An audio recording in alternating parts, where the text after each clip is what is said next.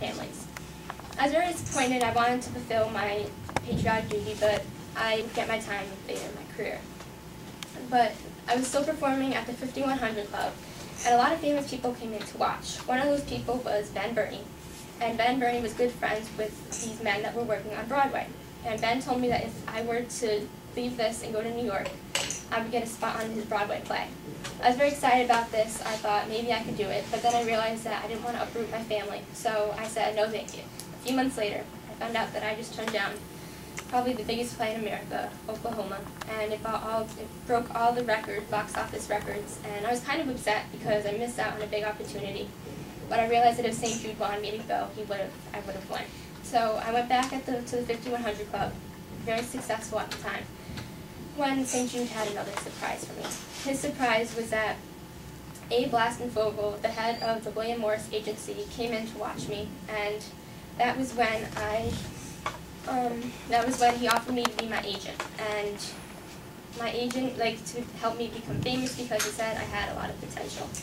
That's pretty impressive because I didn't think I was going to get any farther than the 5100 Club, and I immediately agreed.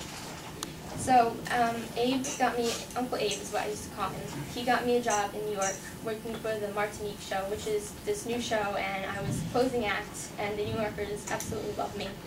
I was this big hit, and I was telling my stories, and that's when Uncle Abe told me he got me a different job. That job was to go to travel with the troops overseas to perform for them while they worked while World War II. And that was exciting for me because I was able to fulfill my patriotic duty. And I traveled with Marlene Dietrich, who was another famous actress at the time, and they all loved me, and I was able to come back and be proud of what I was doing. So when I came back, I was working for clubs in New York and California when Uncle Abe got me a job on the Fanny Brice show. The Fanny Brice show was, it was a big honor because I was a huge fan of Fanny Brice, and when I went in and I met her, I had this whole speech prepared. I was like, I'm very honored to meet you, this is such a great thing, you were my role model growing up. She looked me straight in the eye and she said, cut the crap, kid, you better be funny or you're fired. So 2 weeks later, she fired me. And this was kind of a blow to my ego, but I was okay because my wife just delivered my second daughter, Teresa. My mom asked me to name my daughter Teresa after St. Teresa, who she prayed to, and I was very excited to do that. And I had two beautiful daughters. And that's when I decided I was going to stick to going to nightclubs and performing in New York and California and moving back and forth. Well, when I was tired of moving back and forth, I settled in Beverly Hills, where my wife had my third child, which was a Tony, Charles Anthony, which we nicknamed Tony because I named him after my father and my uncle. And I wanted to stay home and spend time with my children because I didn't want them to grow up without their father. So I talked to Uncle Abe, and this is when he got me a job to be on the big screen, which is my dream all along. And the first movie I was in was The Unfinished Dance. I was with Margaret O'Brien. And then the second movie I was in was The Big City. Again, I was with Margaret O'Brien. They liked us together. We were a big hit. Then the third movie was Call Me Mister. None of these movies really got me famous, but my fourth movie, which is I'll See You in My Dreams with Doris Day, really got me noticed, and people started recognizing me, seeing my face around from the nightclubs and the movies. And the last movie I was in was called The Jazz Singer with Peggy Lee. And this was an exciting time because this was the start of my career, and people really got noticed me, and I was excited to be part of this. And that's when Uncle Abe told me that I got a spot to play at the Palladium in England. And the Palladium was this huge kind of concert thing when comedians from all over the world go to England and perform. And it was kind of an exciting time because I'd heard about it through my career, but I never really thought I was good enough to perform there, and I was kind of settling for what I had. And after I went there, I was very, very excited. And I was a big hit for England, and that's where I became world famous, and people started to really recognize me. After I came back from the Palladium, Uncle Abe reminded me of my promise to St. Jude. Now, I had forgotten about it because it didn't hit me. I was being successful. I thought maybe I could just move on. But he told me that it was about time I fulfill my promise. And my promise was that I'd build St. Judas Shrine. So I went back to Toledo with my family, and we visited my mother and my father, and I talked to a cardinal who I was from my childhood. And the cardinal was very nice. Once I told him about my promise, he said he'd help me. That's when he helped me come up with the idea of building a hospital.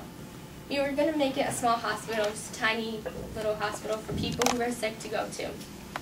And the cardinal said maybe I should build it in Memphis because that's where his hometown was, and that's where he knows people who can help me. So I went to Memphis to start the plans for the hospital, and that's where I met Dr. Lemuel Diggs, and he helped me come up with the idea of having it be a research hospital for kids with catastrophic diseases.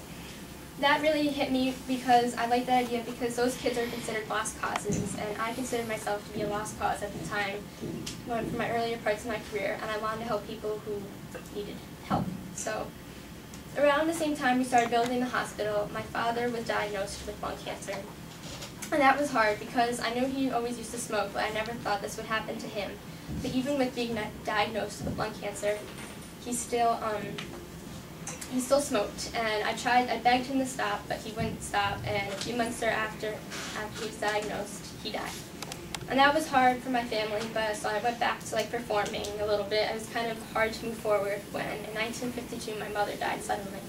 That was hard on my whole family because my wife was close to my mother and my kids were close, and it was hard for them to move forward. So I decided that I was going to get a job that was close to home. And that job, I talked to Uncle Abe, and he got me my own TV show. Now, the TV show was called Make Room for Daddy, and the reason it was called that is because when I would travel a lot, my kids would use my closet and my cabinets and stuff to fill with their clothes and stuff. So when I would come home, my wife would say, "Make room for Daddy." And that was how we got the title of my show. And I played Danny Williams, who was a comedian who was struggling in business, show business, trying to get his name out there, and also tried to struggle to maintain a family life, which is kind of like my real life. And it was a good show. I was with Jean Hagen and a whole bunch of little kids that came in as my kids. But my problem with Jean Hagen was that she was kind of a snob, and she tended to argue with me and fight, and it kind of ruined the show a little bit. So we replaced her with Marjorie Lord a few years later, which was good. And the show became the Danny Thomas Show. Now, the Danny Thomas Show was run as when Danny Williams, which was me at the time, would come onto the stage and perform a comedy act, and then after the act we would cut to the family scene, and he would spend time with his family and his kids, and it would kind of show the struggle between him missing part of his kid's life and having to pick up the pieces. It was a good show. It was very exciting for me, and in between filming I went back and forth to Memphis to work with my St. Jude Hospital. It was in the process of being built, and we still needed money for the show, for the hospital, because it was going to cost a lot of money and was going to be big. It was not going to be a small little hospital. And so I decided that I was going to talk to my good friends, and they were going to perform at my fundraisers. I had Bob Hope and Elvis Presley and a whole bunch of other famous stars come and perform. And that was exciting because I had a huge turnout and a lot of people donated. And in order to raise more money for St. Jude, I was also the part-time owner of the Miami Dolphins. Now, that was an interesting thing because I was never into sports. I knew absolutely nothing about sports at the time, and football to me was just a game. So I owned it for about a season, and after I really realized that I didn't need it, I sold my shares, and the money that came from the shares went to the St. Jude Hospital. And that's when, in February 4th, 1962, we were able to open the hospital. And the beginning speech that I said was very short, and all I said was, it took a rabble-rousing, hook-nosed comedian like me to get your attention, but it took your hearts, your loving minds, and your generous souls to make it happen. If I were to die today, then I would know why I was born. And this speech was on the hospital wall, and it's one of those things that, one of the happiest moments of my life was being able to open a hospital for those who have less than me. It's something that, it's like a legacy that I was able to pass down to my kids, and my kids will be able to carry on for generations to come. After, in between filming, and I went back to filming for my show, and after 11 years of running, I decided that my show was going to we're going to let the reruns play on TV, and I was going to become a TV producer and an executive, which was fun because I was able to stay at home.